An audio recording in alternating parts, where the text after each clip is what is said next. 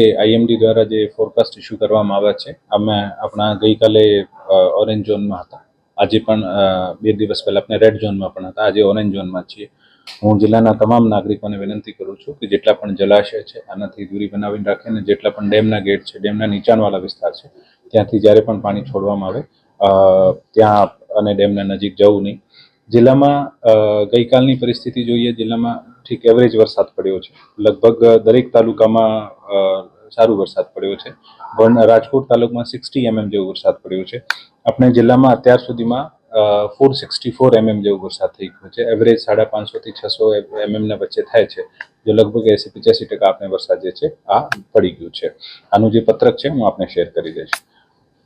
ડેમની પરિસ્થિતિ જોઈએ તો આજે આપણા જિલ્લામાં મોજ ડેમ જે છે 100% ભરાઈ ગયું છે.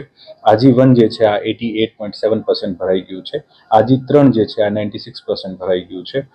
ન્યારી 2 છે 100% ભરાઈ ગયું છે. લાલપરી જે છે 100% ભરાઈ ગયું છે અને ભાદર 2 જે મોટો ડેમ છે આ 74-75% ભરાઈ ગયું છે. આમ જિલ્લામાં ટોટલ ડેમ્સ જે છે આપણા 27 ડેમ છે, આમાં ટોટલ 67% ભરાઈ ગયા છે.